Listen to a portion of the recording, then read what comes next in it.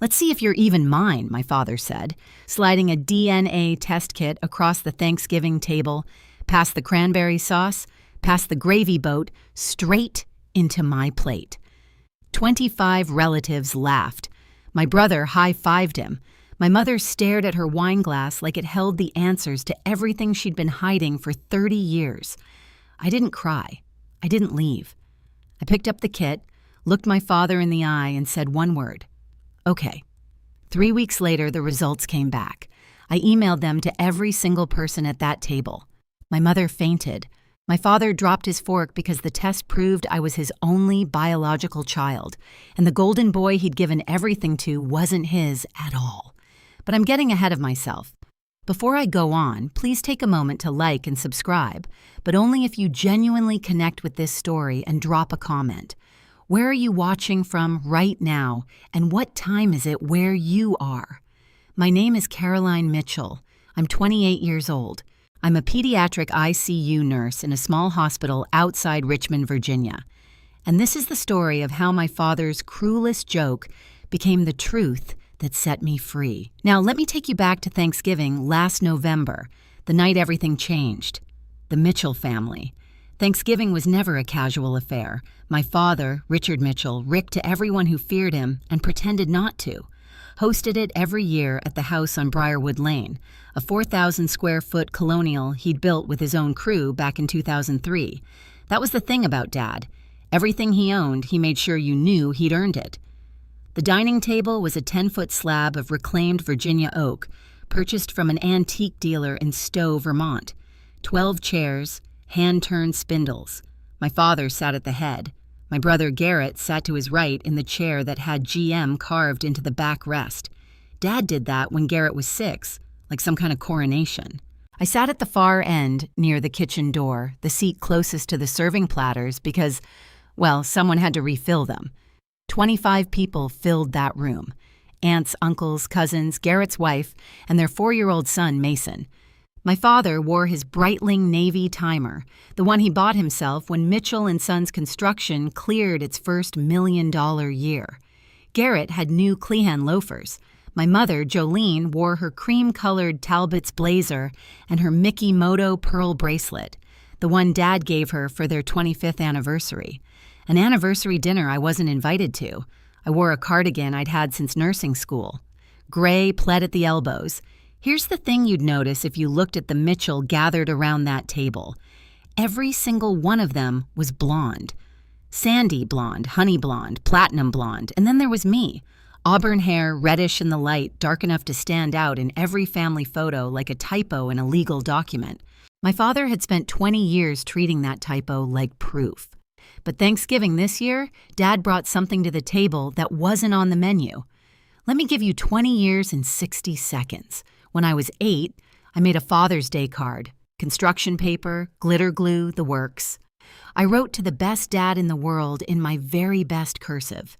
He opened it at the breakfast table, read it, and tore it in half right down the middle. "I'm not your dad," he said. Then he went back to his eggs. I was 8. When I was 14, Dad enrolled Garrett in St. Andrew's Prep. $12,000 a year, blazers and ties, the whole production. I went to Hopewell Public. When Aunt Brenda asked why, Dad said it out loud, right there at Sunday dinner. Why would I invest in something that might not even be mine? I sat 3 feet away. Nobody said a word. When I was 18, I graduated high school. Valedictorian, top of my class, 4.3 GPA, a speech I practiced 40 times in front of my bathroom mirror. Dad didn't come. He was at home setting up a barbecue for 50 people. A party for Garrett, who'd graduated with a 2.4 and a handshake from the football coach. When I was 22, halfway through my nursing program at VCU, Dad cut my tuition without warning. 1 semester left. He called and said, "I've been paying for someone else's kid long enough." I took out $47,000 in federal student loans. I finished. He never asked if I finished. My mother, I should tell you about her role in all this. Once when I was 19, I found out she'd been sending me $200 a month quietly through Venmo, under the Memo groceries. Then Dad found the transfers. He threatened divorce. She stopped. My father didn't hate me. Hate requires acknowledgement. He simply subtracted me. Now let me tell you about Garrett. Garrett Mitchell, 31, 62, sandy blonde, jaw like a catalog model. Dad's pride, Dad's proof. The Mitchell heir, capital H. At 16, Garrett got a brand new F-150, pearl white, lifted suspension, Mitchell & Sons decal on the tailgate like a family crest. I got a bus pass. Dad paid every cent of Garrett's college tuition at Virginia Tech. 4 years, no loans, no questions. When Garrett graduated, middling grades, business degree he barely used, Dad gave him a corner office at Mitchell & Sons and the title of project manager. No interview, no resume, just bloodline or what Dad believed was bloodline. Last spring, Garrett bought a house, new construction in the Willowbrook subdivision, 3,200 square feet, open floor plan, quartz countertops. Dad put down the $80,000 deposit. Just wrote a check. I live in a studio apartment 4 blocks from the hospital, 450 square feet. The kitchen counter doubles as my desk. When I come home from a 12-hour ICU shift, I eat standing up because the table barely fits 1 chair. Garrett drives a black Chevy Tahoe. I drive a 2014 Honda Civic with a dent in the rear bumper from a parking lot in nursing school. It still runs. That's enough. Now here's the thing about Garrett. He's not evil. I want to be fair about that. He didn't grow up thinking he was doing anything wrong. When you're handed everything from birth, you don't question the system. You just assume you deserve it. His favorite line delivered with that easy golden boy grin. Don't worry, Cal. You'll always be an honorary Mitchell. Honorary like a guest pass to my own family. But here's the part that'll make you laugh. Or maybe not. The irony. I'll get to it. You're not ready yet. My mother, Jolene Mitchell, 54, blonde highlights every 6 weeks at a salon in Short Pump, Lexus RX in champagne gold, a supplementary credit card on Dad's MX Platinum that she used like oxygen. Jolene was not a cruel woman. That's what made it worse. She never called me a mistake. She never tore up my cards or refused to attend my graduation. She just didn't stop any of it. Every time Dad said something cutting, Mom studied her wine glass or her napkin or the pattern on the wallpaper. She perfected the art of looking at nothing while everything happened right in front of her. When I was 16, I asked her directly. We were alone in the kitchen after Thanksgiving. Fitting, isn't it? And I looked her dead in the eye and said, "Mom, am I Dad's daughter?" She didn't blink. She sat down the dish towel and she said, "Don't ask questions you don't want answers to." That sentence lived inside me for 12 years. I turned it over and over like a stone in my pocket, wearing it smooth, trying to figure out what it meant. Was she confirming Dad's suspicion? Was she warning me? Was she protecting herself? It took me 12 years to realize the answer was the third one. Mom lived well. The Briarwood house, the Lexus, the Mikimoto bracelet, the country club membership, the annual trip to Hilton Head. All of it depended on one thing. Rick Mitchell staying married to her, and Rick Mitchell would only stay married to her as long as certain questions stayed unasked. One evening, about a month before Thanksgiving, I stopped by the house to pick up a box of old family photos. Mom was on the couch, phone in hand, deleting a text thread. She closed it fast when she saw me. Too fast. I didn't ask who it was, not then. Thanksgiving dinner, 8:17 p.m. The turkey had been carved. The wine was flowing. A Cis Cabernet Dad always overpaid for because he liked saying the name. Garrett was telling a story about a job site, something about a concrete pour and a foreman who couldn't handle pressure. Dad laughed with his whole chest. Mom smiled on cue. I was passing the sweet potatoes when Dad stood up. He tapped his knife against his glass. The room quieted. 25 faces turned toward him, and I swear he looked like a man about to give a toast at his own coronation. "I got a little gift for Callie this year," he said. He reached under his chair and pulled out a box, white and green, a home DNA testing kit. He held it up so everyone could see, then slid it down the table toward me. It knocked against my water glass. "Let's see if you're even mine." The room erupted. Laughter. The loud, relieved kind that comes when people are uncomfortable but choose the easy side. Uncle Dennis chuckled into his bourbon. Aunt Brenda looked away. Garrett slapped the table. Savage Dad. Jolene went white. I watched her fingers tighten around the stem of her glass until I thought it would snap. But she didn't say a word. She never did. I picked up the box. The room got quiet again. A different quiet. I looked at my father. His eyes were bright with amusement. He expected tears, I think, or maybe a door slam. 20 years of data told him I'd crumble. "Okay," I said. "That's all? Just okay?" I put the kid in my bag. I finished my dinner. I said goodnight to Aunt Brenda. I drove home to my studio apartment alone in my dented Civic, and I sat at my kitchen counter and opened the box. It wasn't what I needed. A consumer ancestry kit tests ethnicity, not paternity, but it gave me the idea.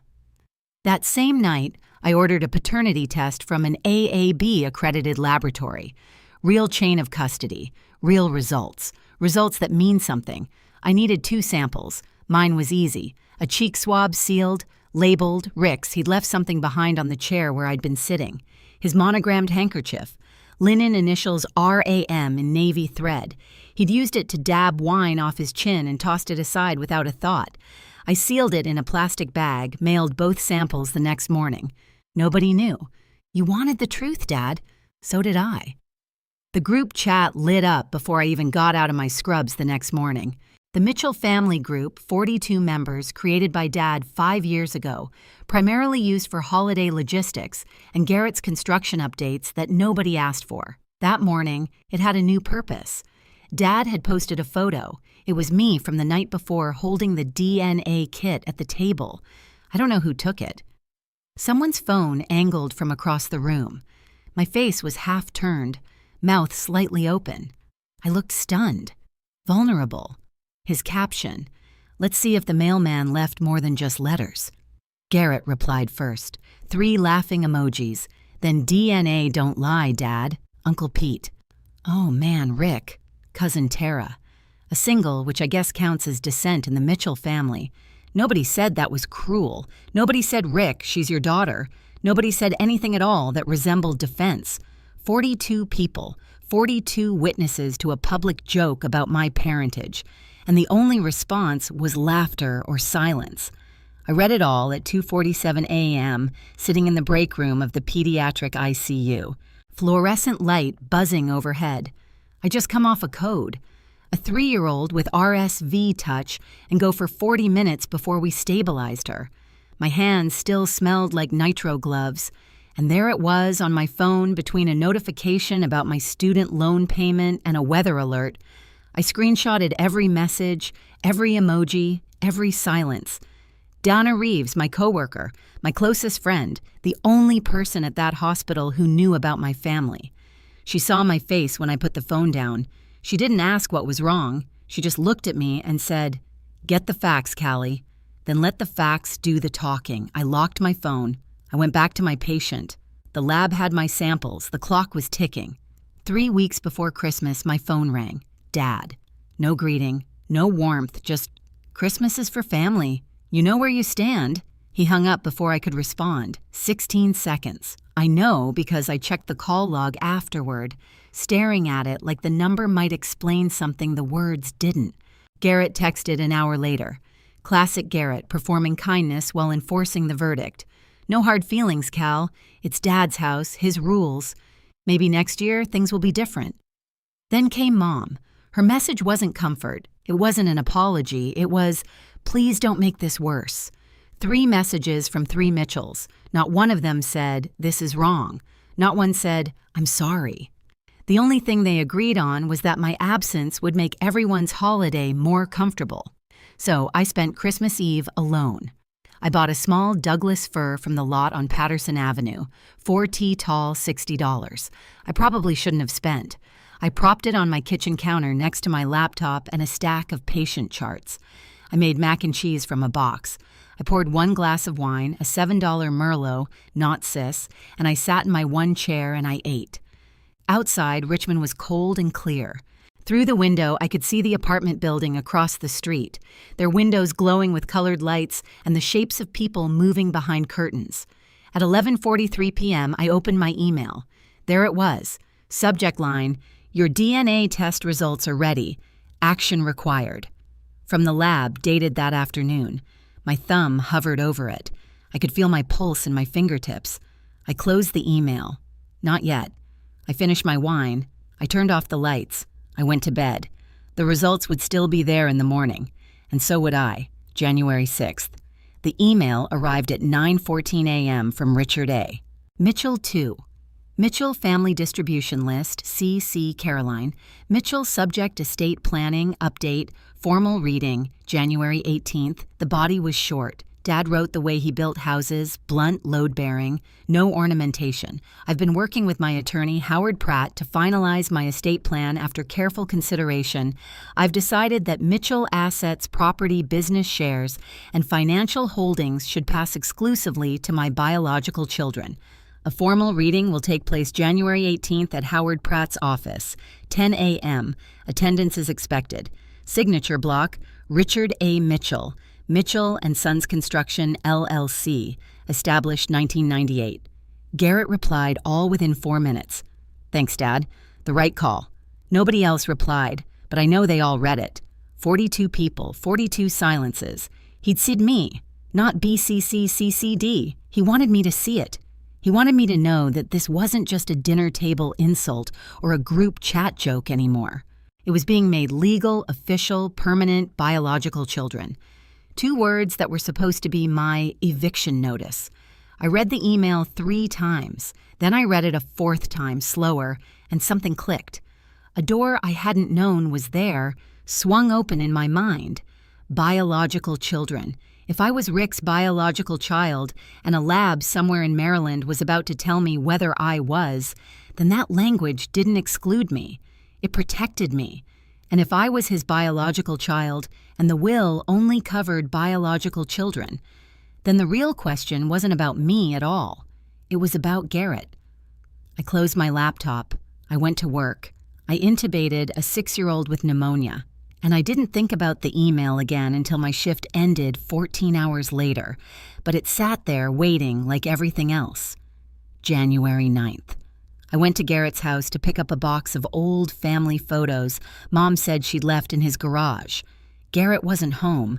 His wife, Stacy, let me in. Polite but distant, the way you'd treat a distant relative at a funeral.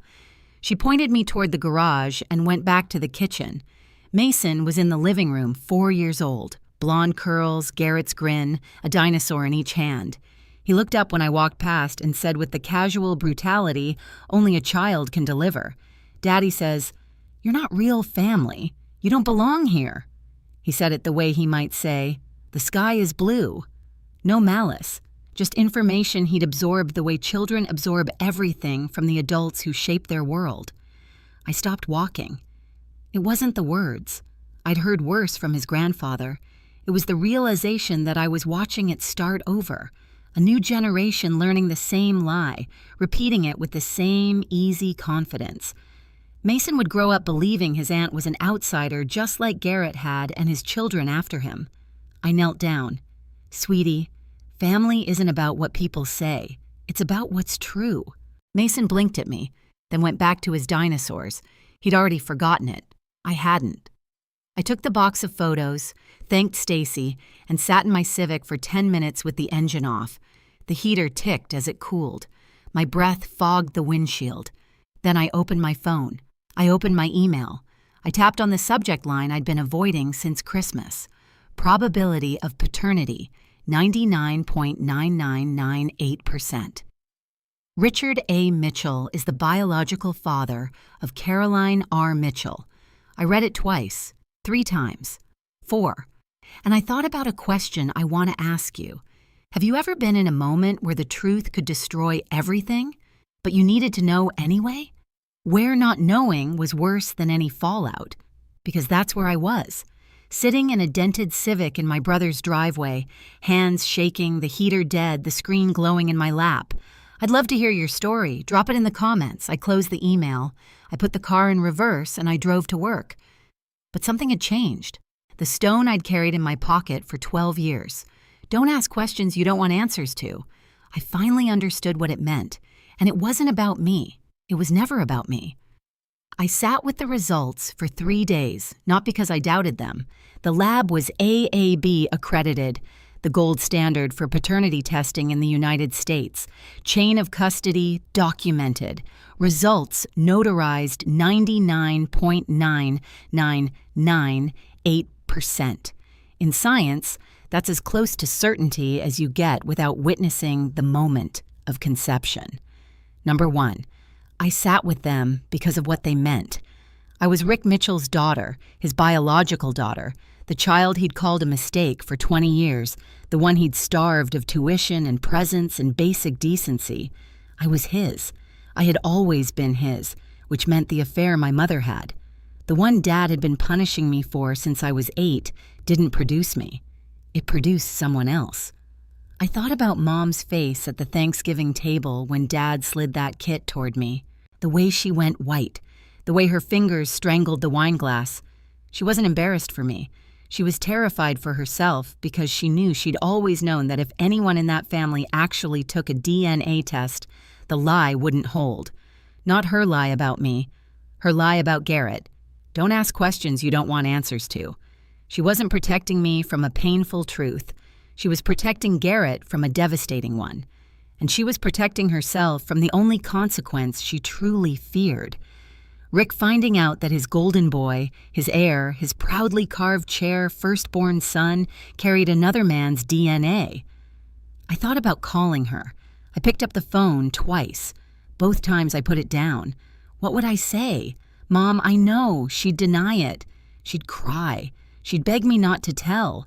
And I would be right back where I'd always been, holding someone else's secret, swallowing someone else's shame, keeping the peace at my own expense.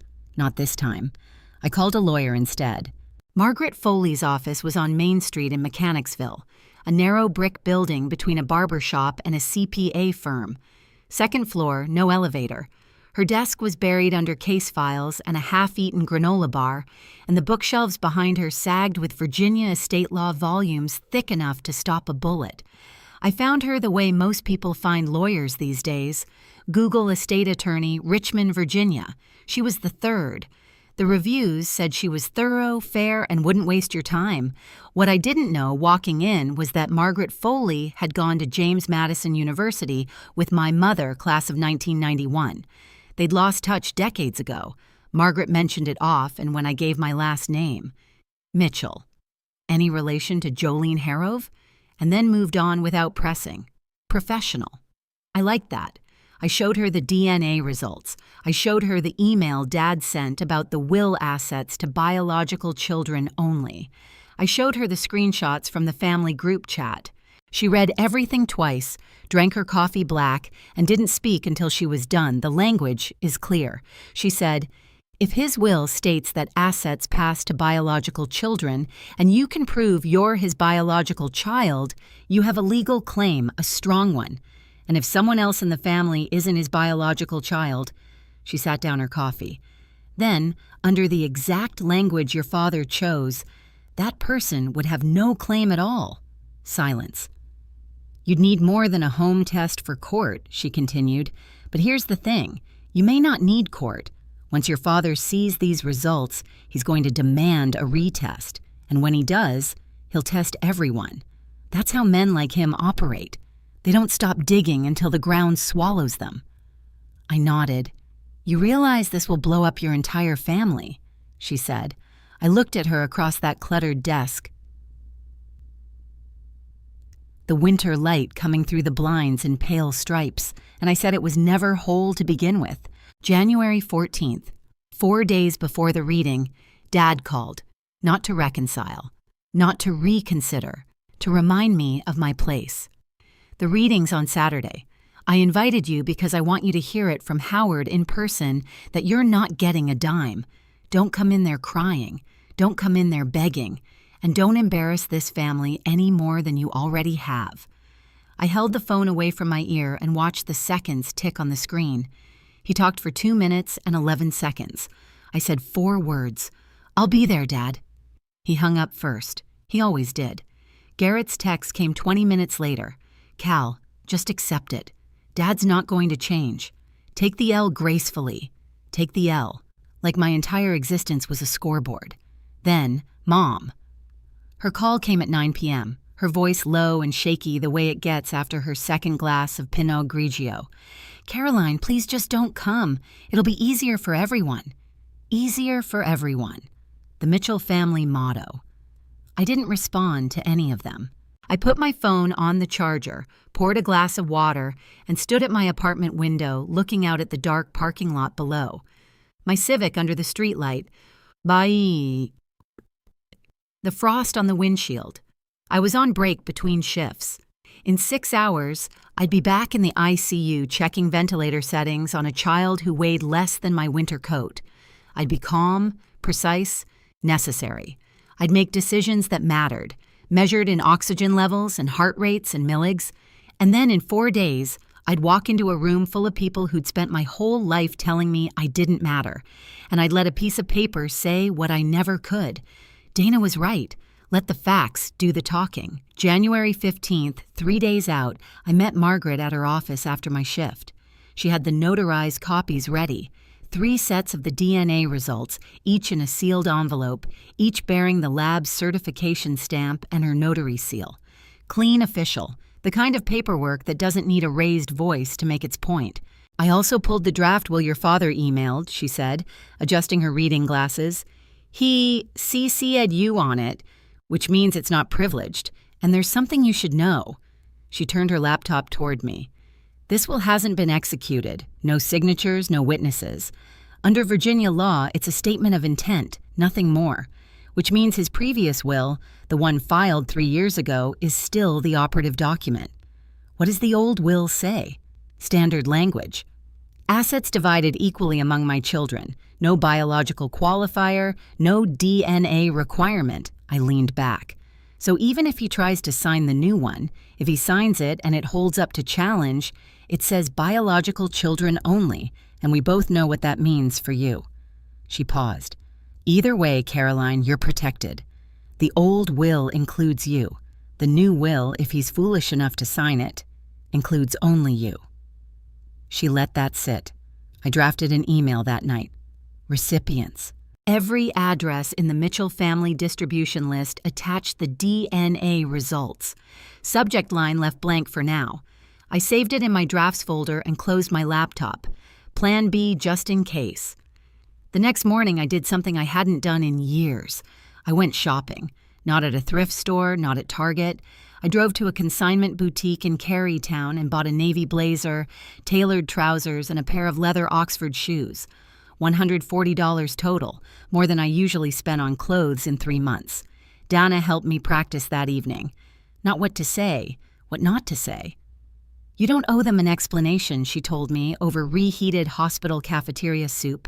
"You walk in, you sit down, you wait for the right moment, and you put the envelope on the table. That's it. Let the paper talk." I nodded. For the first time in 20 years, I wasn't walking into a Mitchell family event hoping to survive it. I was walking in prepared. January 17th, the night before. I couldn't sleep. Not from fear, not exactly. It was something closer to vertigo. That feeling when you're standing at the edge of a high place and your body knows before your brain does that everything on the other side will be different. I sat on my bed with a shoebox of old photos. Most of them were from before Dad decided I wasn't his. There was one I kept coming back to. Me at 5 years old sitting on his lap in the backyard, both of us laughing, his arms around me, my head tipped back, the sun behind us. That was the last time he held me. I was 5. I don't remember what was funny. I just remember feeling safe. I stared at that photo for a long time. Tomorrow, I would walk into a room and end my family as it existed. Not destroy it. It was already destroyed. Had been for 20 years. We just hadn't admitted it. But end the version of it that everyone had agreed to perform. The version where Dad was the righteous patriarch, where Garrett was the worthy heir, where Mom was the loyal wife, where I was the mistake. All of it done because of a piece of paper in my bag.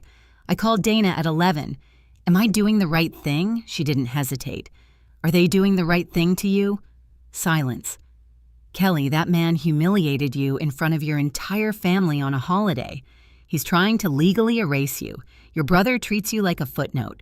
Your mother watched all of it and chose her comfort over your dignity for 20 years. She took a breath.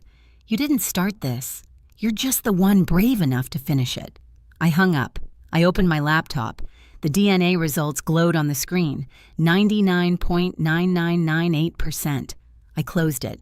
I placed the notarized envelope in my bag, the navy tote I'd bought to match the blazer, and set it by the door. I turned off the light. I didn't sleep, but I was ready. January 18th, 9:47 a.m. Howard Pratt's office was in a red brick professional building on Broad Street, the kind of place that smelled like old carpet and authority. Second floor, Berber carpet, walnut wainscoting, framed diplomas arranged with surgical precision. I arrived 13 minutes early, deliberate. I wanted to be seated before anyone else walked in. The conference room was long and narrow, a walnut table, 12 leather chairs, a window overlooking the parking lot. Howard Pratt's assistant offered me water. I took it, set it on a coaster, set my bag on the floor beside my chair, the envelope inside. They arrived in clusters. Uncle Dennis and Aunt Brenda first, quiet, nodding at me with the careful politeness of people who know something is about to go wrong. Then cousins I hadn't spoken to since last Thanksgiving. Then Garrett and Stacy. Garrett in a sport coat that probably cost more than my rent. Stacy in heels clicking on the hardwood. 15 people total. Not the whole family, but the ones who mattered. The inner circle. Dad came in last, of course he did. Rick Mitchell didn't enter a room, he occupied it. Charcoal blazer, starched white shirt, the Breitling catching the overhead light. He sat at the head of the table. Garrett slid into the chair at his right. Mom sat to his left, eyes already red-rimmed, fingers working the clasp of her Mickey 2 bracelet like a rosary. Dad saw me and paused. "Surprised you showed up," he said. "I didn't answer." I folded my hands on the table. I was wearing the navy blazer, the tailored trousers, the leather Oxfords. My hair was pulled back. No earrings, no makeup, except a clean line of red lipstick because Dana had told me, half joking, armor comes in all forms. Howard Pratt entered with a leather binder. He sat at the opposite end from Dad, cleared his throat. "This is a formality, Callie," Dad said across the table, loud enough for the room. "You're here as a courtesy, nothing more." I met his eyes. I said nothing. Howard opened the binder. Howard Pratt was a careful man. Mid-60s, wire-rimmed glasses, the kind of lawyer who read every clause aloud because he'd once seen what happened when someone didn't. He opened the binder, adjusted his glasses, and began. This document represents the stated testamentary intentions of Richard Allen Mitchell, prepared in consultation with this office, dated January 3rd of this year. "Skip the preamble, Howard," Dad said. "Get to it." Howard glanced at him, then nodded. He flipped a page. Article 4, Section 1, Distribution of Assets. All real property, business interests, and financial assets held by Richard Allen Mitchell shall pass exclusively to his biological children, as verified by legally recognized documentation upon the date of his passing. Dad leaned back in his chair and looked at me, not with anger, with satisfaction, the look of a man who's just nailed the final board on a fence. "See?" he said, "black and white." Garrett nodded. "It's just business, Cal." A few relatives shifted in their seats. Aunt Brenda pressed her lips together. Uncle Dennis studied the grain of the table. Nobody spoke. Howard continued, detailing the breakdown. The Briarwood house, the Mitchell and Sons shares, the investment accounts, the life insurance, $3.2 million in total estimated value, all of it directed to biological children. The phrase repeated like a hammer stroke. Biological children. Biological children. Biological children. And every time he said it, Dad's chin lifted a fraction higher. When Howard finished, he removed his glasses and folded his hands. This document remains in draft form and requires execution, signatures, and witnesses to become legally binding. However, Mr. Mitchell wished to share his intentions with the family prior to finalization. He looked around the room. "Are there any questions or objections?" Silence. Dad smiled. The room exhaled. My hand moved to my bag. I have an objection. My voice came out steadier than I expected. Low, clear. The kind of voice I use at 3 a.m. when a ventilator alarm goes off and a room full of panicking parents needs someone to be calm. Every head turned. Dad's smile didn't drop. It froze. Excuse me. Not emotional, I said. Procedural. I stood, walked to the conference room door, opened it. Margaret Foley stepped in. Gray pantsuit, reading glasses on a chain, a leather portfolio under her arm. She'd been waiting in the hallway for 11 minutes. We'd timed it. "Who the hell is this?" Dad said. "My name is Margaret Foley. I'm an estate attorney licensed in the Commonwealth of Virginia, and I represent Caroline Mitchell." The room went very still. "You hired a lawyer?" Dad's voice pitched upward. Not angry yet, but close. The way a thunderstorm sounds before the first crack. For what? There's nothing to contest. "You're not Mr. Mitchell." Margaret's voice cut clean. "Your draft will states that assets pass to biological children only. We'd like to submit documentation relevant to that clause." She nodded at me. I reached into my bag. My fingers found the envelope, smooth, sealed, the notary stamp slightly raised under my thumb. I'd carried it for 3 days. It weighed almost nothing. It weighed everything. I set it on the table, centered, right between the water pitcher and the leather binder. 15 people stared at it. Mom's breathing changed. I could hear it from across the room, shallow, fast, the way patients breathe when they know bad news is coming before the doctor opens their mouth. I looked at my father. "You wanted to know if I was yours, Dad. You asked me at Thanksgiving in front of the whole family. You gave me a DNA kit. You made it a joke." I pushed the envelope 1 inch toward him. I took the test. "Here are the results." Margaret opened the envelope with the practiced calm of someone who'd done this 100 times. She removed 3 stapled pages, scanned the room, and read aloud. "Paternity test conducted by Genelink Diagnostics, an AAB-accredited laboratory in Bethesda, Maryland. Test subjects: Richard Allen Mitchell, alleged father; Caroline Rose Mitchell, child. Samples received December 2nd. Analysis completed December 19th. She paused. The room was so quiet I could hear the furnace cycling through the vents. Conclusion: based on analysis of genetic markers, the probability of paternity is 99.99998%. Richard Allen Mitchell is the biological father of Caroline Rose Mitchell. She set the paper down. Dad stared at it like it was written in a language he'd forgotten. His mouth opened, closed, opened again. That's not possible. "The lab is federally accredited," Margaret said evenly. "Results are notarized. Chain of custody is documented.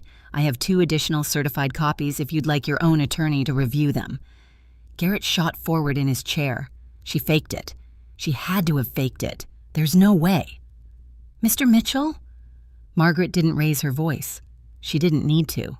AAB accreditation is the standard used by U.S. courts for paternity determination. These results are as reliable as a test ordered by a judge. Garrett's mouth worked, but nothing came out. Mom hadn't moved. Her hands were flat on the table. Her eyes were fixed on the paper. Her face. I'll never forget this. Her face held the expression of a person watching a building collapse in slow motion, knowing they were inside it. Dad turned to Howard Pratt. "Howard, can she do this?" Howard removed his glasses. "Rick, the results appear legitimate. I'd recommend I didn't ask for a recommendation, Mr. Mitchell." Margaret folded her hands. "Before you request a retest, which you're entitled to, you may want to consider testing all of your children. Given what we now know, it seems prudent." The word landed like a grenade with a delayed fuse. All. Dad looked at Garrett, then at Mom, then back at me, and for the first time in 20 years, I watched my father's certainty crack. I didn't say it. I want to be clear about that. I didn't say Garrett isn't your son. I didn't say Mom had an affair. I didn't accuse anyone of anything. I didn't need to. The math was already doing the work. You could see it moving through the room like a current, face by face, chair by chair. If Callie is Rick's daughter and Rick has believed for 20 years that his wife cheated, then who was the product of the affair? I kept my voice level. I'm your biological child, Dad. The test confirms it.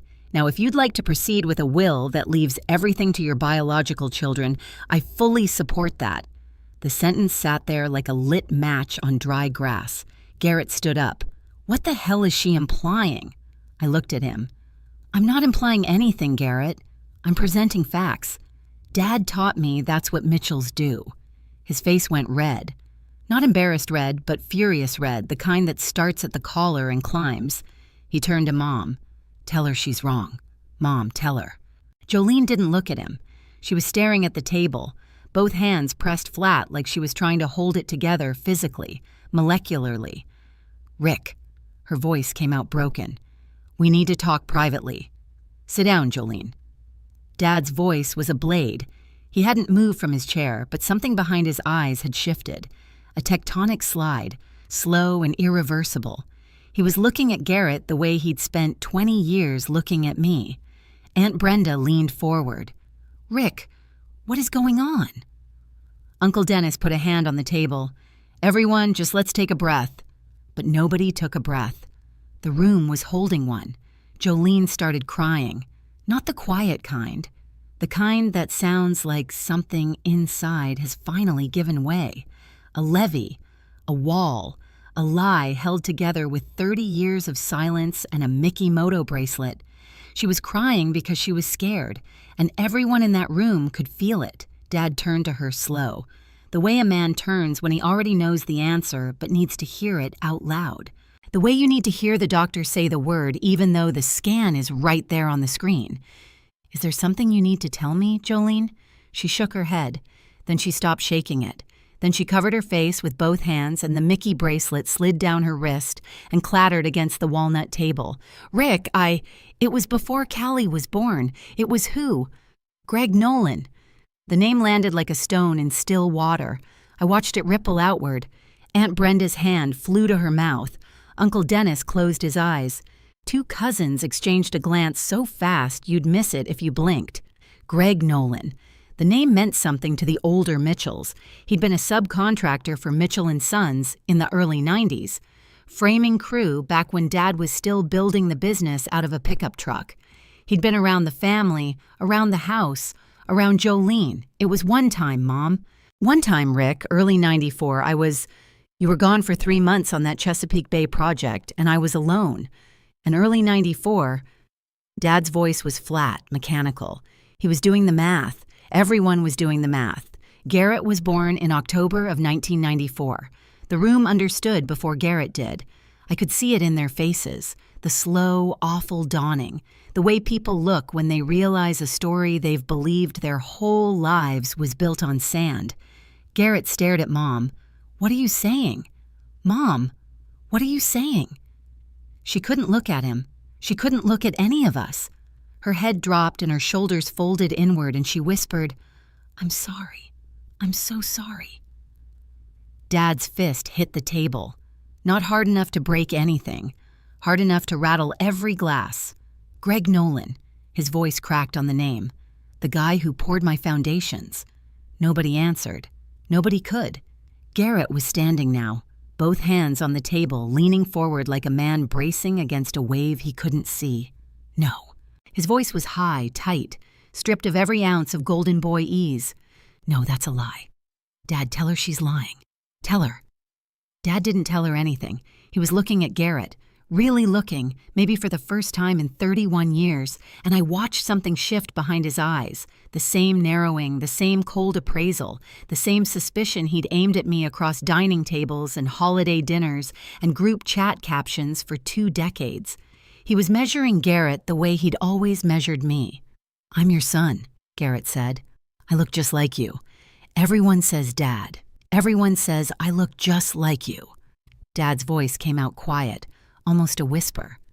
You look like Greg. Garrett flinched like he'd been struck. And the room. The room did something I'll never forget. Every set of eyes moved to the framed family portrait hanging on Howard Pratt's wall. Not our portrait, Howard's. But it didn't matter because the Mitchells were all picturing the same image. The Christmas card photo from 2019, the one Mom sent to 150 people. Rick, Jolene, Garrett, all blonde, and me, the auburn-haired girl standing slightly apart, like she'd been photoshopped in from a different family. Except now the picture read differently. Aunt Brenda was the one who said it softly, almost to herself. "Oh my God, the hair! Callie has Rick's mother's hair." She was right. Grandma Ella Mitchell, Dad's mother, who passed when I was 3, had auburn hair, dark red, almost mahogany.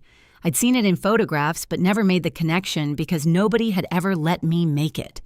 Nobody had ever said, "You look like your grandmother, Callie." That line was reserved for Garrett. "You look just like your dad," except he didn't. He never had. The room was unraveling. Garrett shoved his chair back and paced to the window, hands clasped behind his neck, breathing hard. Stacy reached for him. He pulled away. Mom was slumped in her chair, barely conscious. Aunt Brenda had one arm around her, fanning her face with a legal pad. Howard Pratt sat perfectly still, pen frozen above his binder, the face of a man watching his billable hour turn into a bonfire. Dad hadn't moved. He sat at the head of the table with his hands flat on the walnut surface, staring at the DNA report, like it was a mirror showing a face he didn't recognize. I stood up, not fast, not dramatic, the way I stand up in the ICU when I have information a family needs to hear. Steady, present. "Dad," he didn't look up. "For 20 years, you called me a mistake. You tore up the Father's Day card I made when I was 8. You didn't come to my graduation. You cut my tuition and let me take on $47,000 in loans. You posted about me in the family group chat like I was a punchline. You handed me a DNA kit at Thanksgiving in front of 25 people and dared me to prove I belonged." I paused. "And now that kit, your joke, proves that I was your only biological child this entire time. The daughter you threw away was the one who was real, and the son you gave everything to." I stopped because I'm not cruel. Because Garrett was at the window and his shoulders were shaking. And whatever he was, whatever he'd done, he didn't choose this any more than I did. "I didn't come here to take anyone's money," I said. "I didn't come here for revenge. I came here because you summoned me. You wanted the truth read out loud in front of the family. So here it is." I looked at him, at the Breitling on his wrist, at the hands that built a company and tore up a child's card with equal ease. "I don't need your money. I don't need your name. I just needed you to know that your cruelest joke told the truth you were too afraid to find." I sat down. The room was silent except for my mother's quiet sobbing and the sound of the furnace cycling through the vents. Nobody looked at my father. Everybody looked at me. Aunt Brenda moved first. She stood up slowly, like a woman who just made a decision she should have made a long time ago, crossed the room and put her arms around me. Not a polite hug. A real one. The kind that says, "I see you and I'm sorry," without using either phrase. "I should have said something years ago." She whispered against my shoulder. "I watched him do this to you and I said nothing. I'm sorry, Callie." Uncle Dennis cleared his throat. He was looking at Dad and his expression wasn't sympathy. It was something harder than that. "Rick, what have you done?" Dad didn't answer. Cousin Tara, the one who'd sent the single grimacing emoji in the group chat, stood up and walked to my side of the table. She didn't say anything. She just stood there, next to Brenda, next to me. A quiet vote. Others followed, not all of them. Some stared at the table, some studied their phones. But enough of them. 5, then 6, then 8. Shifted their weight, their chairs, their attention toward the end of the room where I sat, the end near the door, the end near the kitchen, the seat I'd been assigned my whole life. Howard Pratt closed his binder. He removed his glasses and spoke with the measured gravity of a man choosing his words for a legal record. "Mr. Mitchell, I strongly advise you to postpone any further action on this estate plan until the relevant facts can be independently verified. The document, as drafted, is no longer straightforward. That was Howard's way of saying you wrote a will to punish your daughter, and it just became the instrument of your own undoing. Garrett was already gone. He'd slipped out during Brenda's hug, Stacy's heels clicking behind him down the hallway. I heard the front door of the building open and shut. Mom was being helped to her feet by Brenda and a cousin whose name I should remember, but don't. Her mascara had run in 2 dark lines down her cheeks. She looked at me once, just once. As they guided her past my chair, she didn't say anything, but her eyes said everything. I'm sorry, and you were never supposed to find out. Dad sat alone at the head of the table. The Breitling caught the light. The binder sat closed. The DNA report lay in the center of the table, untouched like a verdict. Nobody wanted to be the first to pick up. He still hadn't said a word. Margaret laid it out in the hallway afterward while the family filtered past us toward the parking lot. She kept her voice low, but she didn't sugarcoat it. Here's where things stand. Your father's new will, the one Howard just read, was never signed. It's a draft. Legally, it's toilet paper. She held up a finger.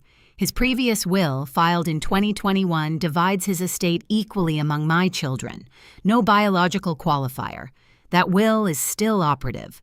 So I'm covered either way. I said, yes, under the old will, you inherit as his child.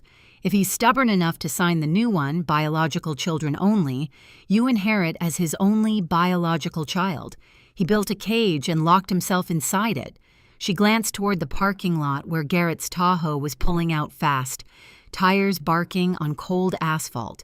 What about Garrett? That depends on your father. Under the new draft, Garrett has no claim. He's not a biological child. Under the old will, he's listed as a child, which is legally sufficient unless someone challenges it. I won't challenge it. She nodded. There's another option. Your father could formally adopt Garrett. Adult adoption is legal in Virginia. Straightforward petition, no age limit. It would restore Garrett's legal standing as Rick's child for inheritance purposes. But it would be public. It would be on record. Yes, and Garrett would need to consent. I leaned against the brick wall and watched my breath cloud in the January air. Across the lot, Aunt Brenda was helping Mom into her Lexus. Uncle Dennis stood by his truck, hands in his pockets, staring at the ground. 15 people had walked into that room believing one story. They'd walked out carrying a different one, and the man who'd authored both versions was still sitting inside, alone at the head of an empty table. Margaret, thank you. She shook my hand, firm, professional. You didn't need me, Callie. You just needed the truth to have a witness. I went back inside. The conference room was empty except for Dad. Howard had left tactfully, I'm sure, with a brief and billable goodbye. The leather binder was gone. The water pitcher was still there, condensation pooling on the walnut. Dad sat at the head of the table. His hands were in his lap now. The Breitling had slid down his wrist loose, like he'd lost weight in the last 30 minutes. His eyes were red but dry. He wasn't crying. I don't think Rick Mitchell had cried since Reagan was in office. I sat down across from him, not at the far end, not near the kitchen door. I pulled out a chair 2 seats away and I sat and I waited. It took him almost a full minute. Did you know? He finally said before the test. Did you know about Garrett? No, I said. I just didn't run this time. He nodded slow like the motion hurt. Another silence. Longer. The furnace kicked on again and the vents exhaled warm air across the room. I owe you, he started. You owe me nothing. I want to take. He looked at me then. Really looked. Not the dismissive glance across a dinner table, not the cold appraisal of a man cataloging evidence. He looked at me the way I imagine he looked at that photograph, the one of me at 5 on his lap, laughing before he decided I didn't belong. But you owe me an apology, I said in writing, sent to the same people who watched you humiliate me. The group chat, the email list, every person who laughed at that DNA kit joke. He opened his mouth. I'm not asking you to love me, Dad. I'm asking you to correct the record. He closed his mouth. He stared at the table. I stood up, collected my bag, and walked out of Howard Pratt's office into the January cold. The sky was white. The air tasted like frost.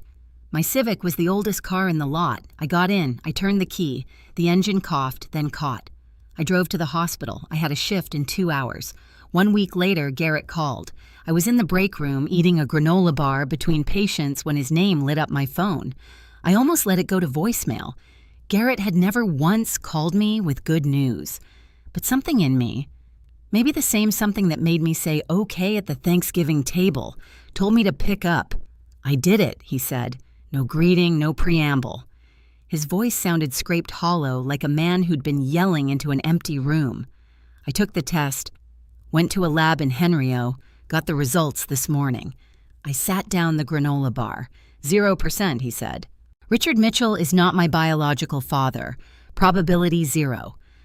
I listened to him breathe in, out, the sound of a man recalibrating 31 years of identity in real time. Did you know it was me? He asked. When you walked in there with that envelope, did you know? No, I only knew it was me. Silence. I called you Honorary Mitchell your whole life, he said. His voice cracked on the word honorary. I said it like a joke. Every Thanksgiving, every Christmas you are allowed to attend, and I'm the one who... He didn't finish. You're still my brother, Garrett. That hasn't changed. How can you say that after everything Because it's true. We didn't choose this, either of us. I heard something on the other end that I'd never heard from Garrett Mitchell in 31 years. He was crying, not the frustrated, angry kind, the kind that comes when the scaffolding falls and you realize the building you were standing on was never there. And you know what? I want to ask you something. If you were in Garrett's place, if you discovered that every privilege, every advantage, every golden boy moment of your entire life was built on a lie someone else told before you were born, what would you do? I genuinely don't know the answer. I don't hate Garrett. He was a victim too, in his own way. He just never knew it until now. Tell me what you think. Drop it in the comments. I didn't cry. I'd done my crying years ago. Come have dinner sometime, I said. I have one chair, but I'll borrow another. He laughed. Just barely. It was a start. 2 weeks after the reading, Mom showed up at my apartment. I saw her through the peephole, standing in the hallway in her wool coat, no makeup, hair unwashed, looking smaller than I'd ever seen her. She stood there for 5 full minutes before she knocked. I know because I watched. I opened the door. She looked at my studio, the 450 square feet, the counter desk, the one chair, the tiny Douglas fir still up because I hadn't had the heart to take it down, and something in her face collapsed. Not because the apartment was small, because it was mine, because I'd built this life with nothing she or Dad had given me, and it was still standing. Can I come in? I stepped aside. She sat on the edge of my bed, the only other place to sit, and pressed her palms together between her knees. She didn't look at me. She looked at the floor. I knew Garrett wasn't Rick's from the day he was born. She said, the timing. I knew, and I was terrified. So I said nothing. And when your father started to suspect, when he looked at you with your red hair and decided you were the proof of what I'd done, I let him. I let him blame you because as long as he was suspicious of you, he wasn't suspicious of Garrett. And as long as he wasn't suspicious of Garrett, he wouldn't divorce me. She swallowed. He wouldn't. I used you as a shield, Caroline. For 20 years, I let my daughter take the punishment for my lie. The words hung in the air of my tiny apartment. Yes, I said. You did. She flinched. I can't forgive you today. Maybe not ever. But I don't want to carry your secret anymore, Mom. And I won't carry your guilt either. That's yours. She nodded. She stood up. She walked to the door. I noticed her wrists bare. No Mickey 2 bracelet. She left without asking for a hug. I closed the door behind her, leaned against it, and stood there until my breathing was even again. Then I made myself dinner alone in my apartment, on my own terms. February 14th, Valentine's Day of all things. The universe has a strange sense of timing.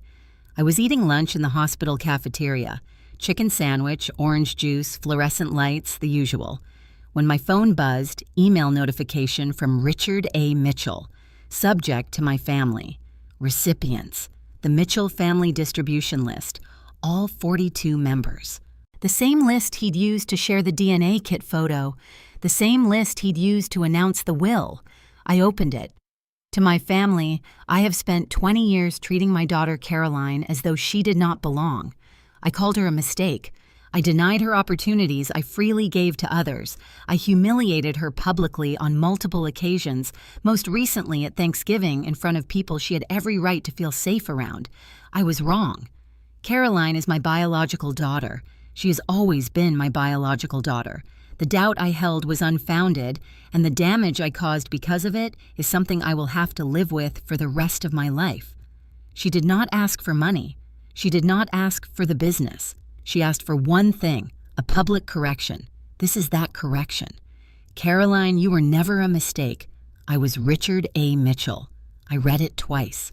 The cafeteria noise, trays clattering, someone's phone ringing, two nurses arguing about a shift swap, continued around me like nothing had happened. Dana slid into the seat across from me. She'd seen my face. What is it? I turned the phone toward her. She read it. She looked at me. You okay? I thought about it. Really thought about it. Not the reflexive, I'm fine you give when someone asks during a hard week, but an honest inventory. 20 years of subtraction. One Thanksgiving, one envelope, one piece of paper that said what my father couldn't. I'm free, I said.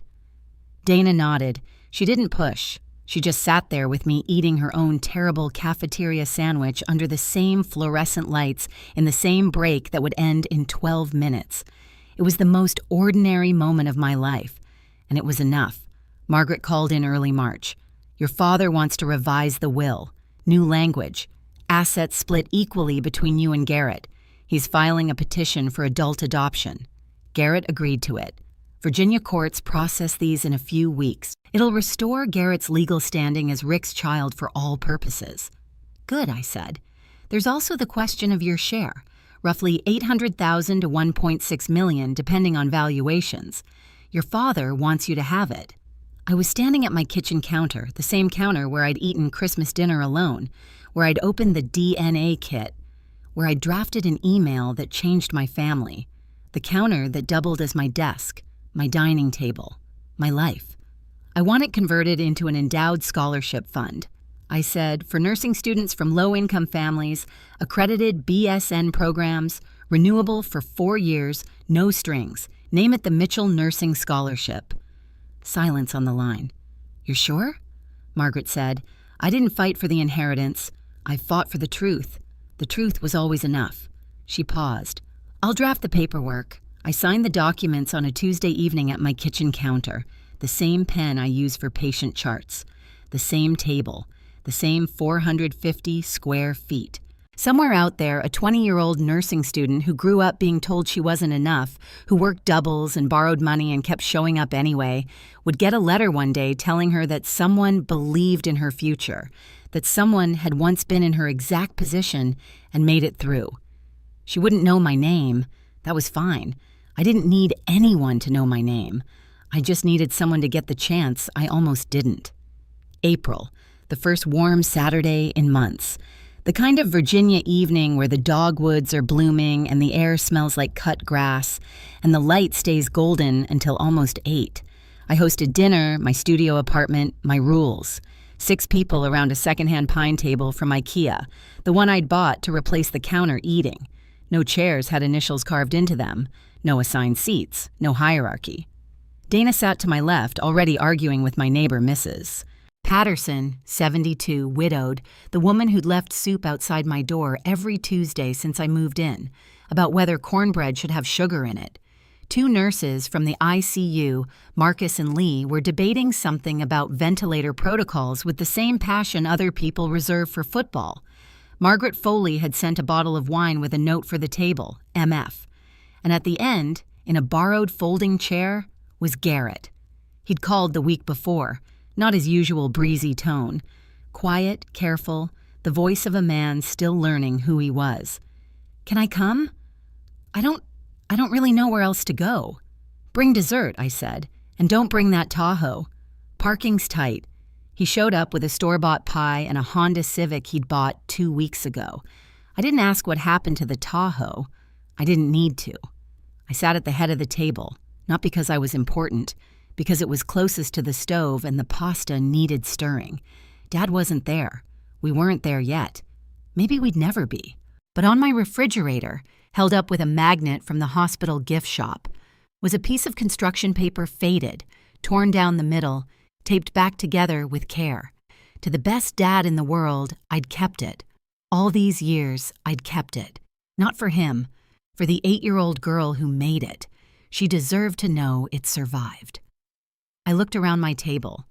Dana laughing, Garrett listening, Mrs. Patterson winning the cornbread argument, the evening light coming through the window, warm and gold and ordinary.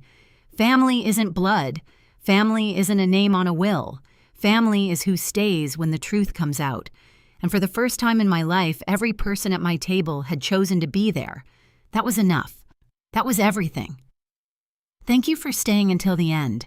If this story touched something in you, if you've ever been the one overlooked, underestimated, or erased by the people who were supposed to love you first, I want you to know your worth was never theirs to decide. If you connected with this, please hit like, subscribe, and turn on notifications so you don't miss what's coming next. There's another story waiting for you. Check the link in the description. It might be exactly what you need today. Until next time, take care of yourselves and take care of each.